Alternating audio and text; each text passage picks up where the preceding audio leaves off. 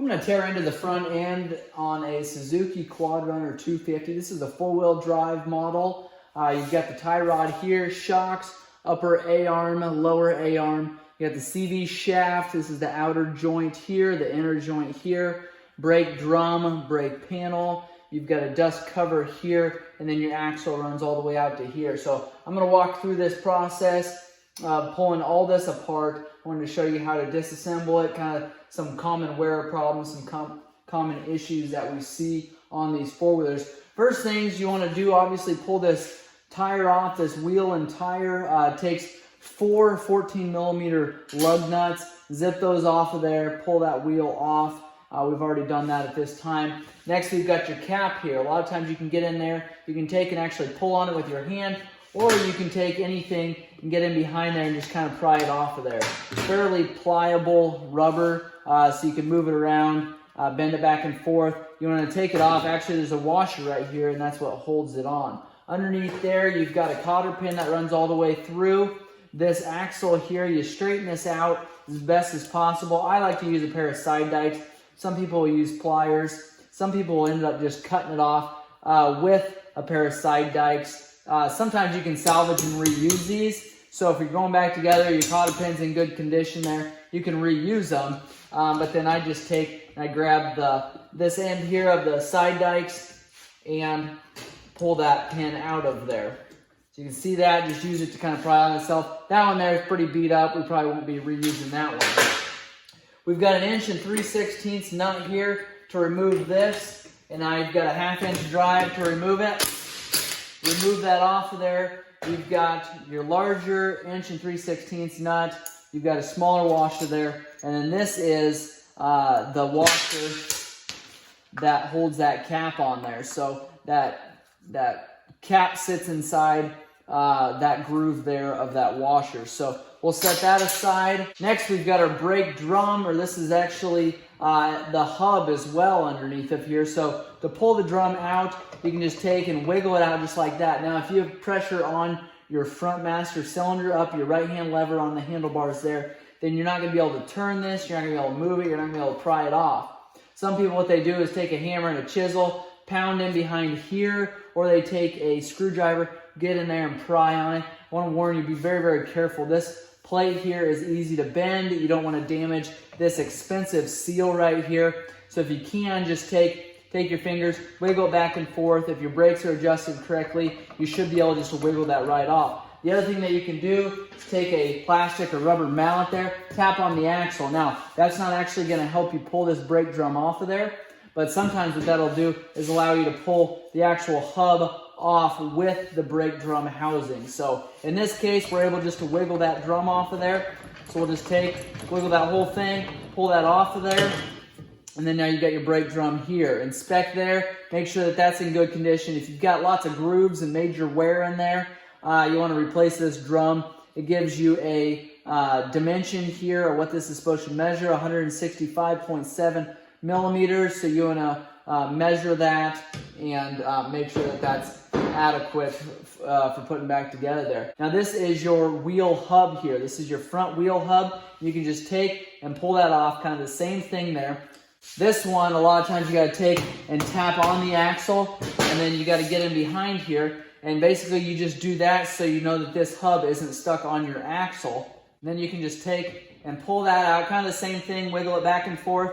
Once you get this out a little ways, this is a steel plate. Sometimes they kind of get seized onto that bearing that's inside this panel here. You could actually take something, small crowbar or something, get in here and pry. You want to be really careful. You don't put too much pressure on these cylinders, and I definitely wouldn't press on these brake shoes right here. You're going to cause some major issues going back together if you do bend that up. But if you need to get in here, there's the wheel hub actually is behind here, or excuse me, the bearing carrier is behind here. A lot of times you can get in there and put a little pressure on it and push that out. Sometimes they come off without any issues, but you basically have to have that everything centered just right for that to happen. Just continue to wiggle that off of there just like that. Now, sometimes, like I said, sometimes those bearings will actually get seized on this actual hub itself there, making it a little bit more challenging to pull out of there. Unfortunately, because of the way this is set up, to get this brake panel off of here,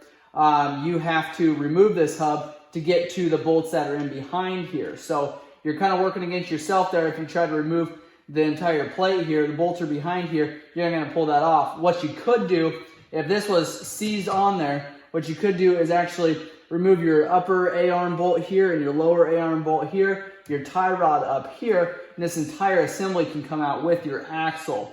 That's not ideal because you eventually have to take it all apart anyways, especially if that bearing is seized on there. But that'll at least get you to be able to put it on the workbench, be able to work with it a little bit easier to try to push these parts apart. So we got ours off at this point. We'll set that aside here. There is splines in this hub. You want to make sure that those are in good conditions. Obviously they are because we had a tough time getting it apart. Now, what you're going to do is take a 14 millimeter socket here. You're going to pull this upper knuckle bolt off of here. This holds the A-arm onto the actual knuckle itself. So remove that. You can see there we already started to remove that. You've got the same thing down below here coming in from the front. You've got a 14 millimeter bolt holding that lower A-arm. So this is the left hand lower, this is the left hand upper, this is the left hand arm, you've got the left hand tie rod, and you've got the left hand steering knuckle. Now the next thing we're going to do is pull off this brake panel. Now sometimes this is as far as you need to go if you're replacing brake shoes. What you do here, I'll give you a close-up. All right, okay, now to remove the actual brake shoes, what you do, there's clips right here and right here. So what I do is take a small pair of pliers, and I'll take and I'll actually push in, and then I'll clamp down. So push in, clamp down, turn, there's a little arm in there, you turn a quarter turn, you can take and pull that clip off of there like that. Do the same thing on the bottom there.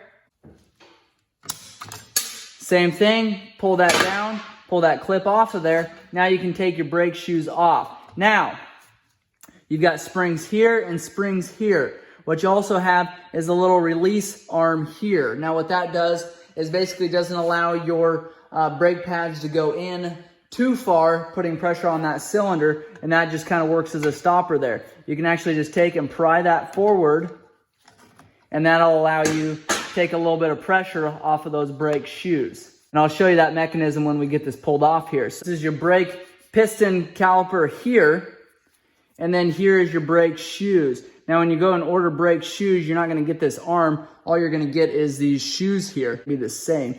You pull this arm off of here. You pull these springs off of here. Typically, you'll reuse both of those, the arm here and the springs there. A lot of times, your brake shoes won't come with new springs. So keep that in mind. Then going back together, same thing. Put it on the bottom, slide it on the top. Then take these, put your finger in behind there. Keep these arms straight.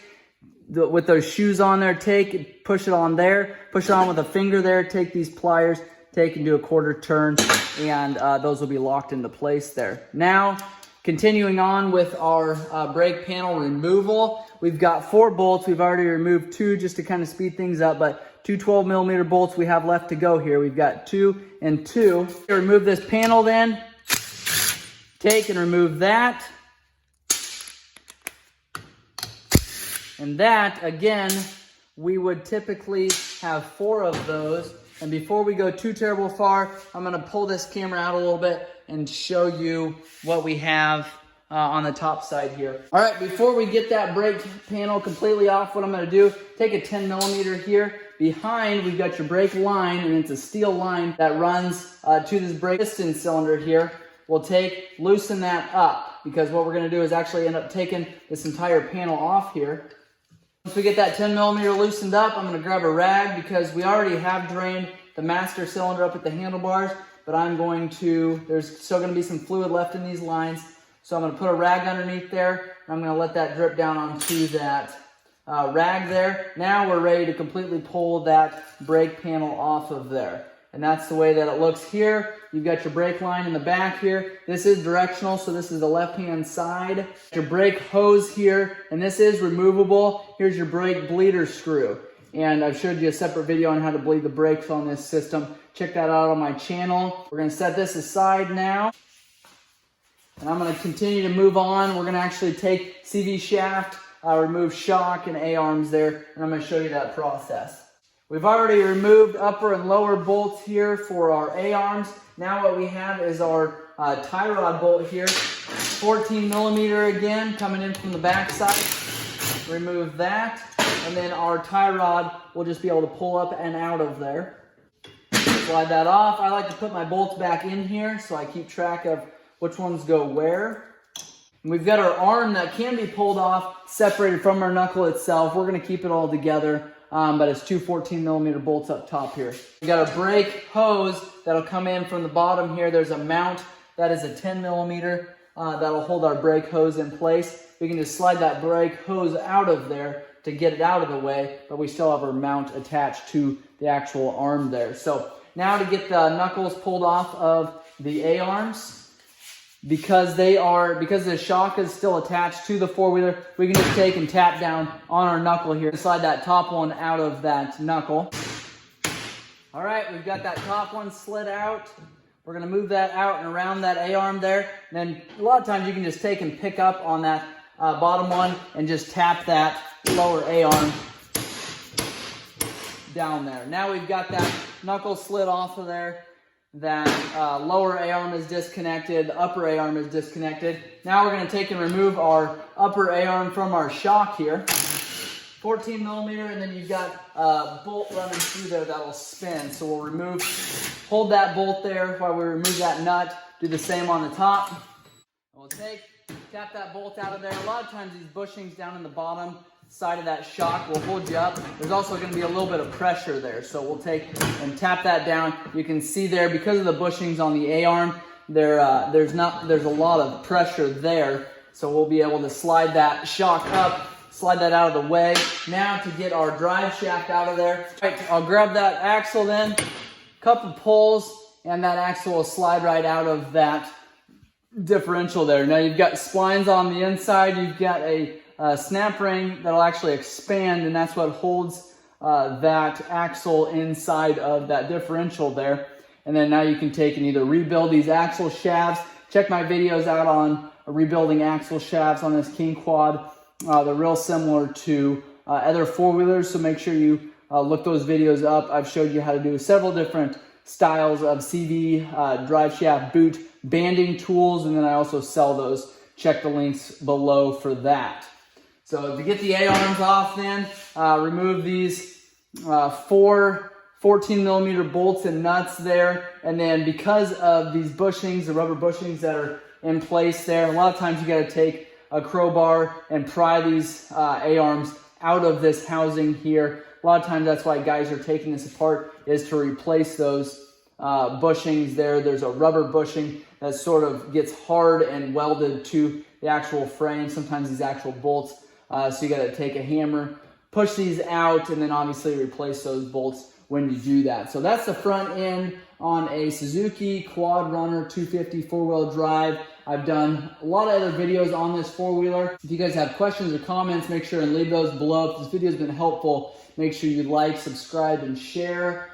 And appreciate you guys watching.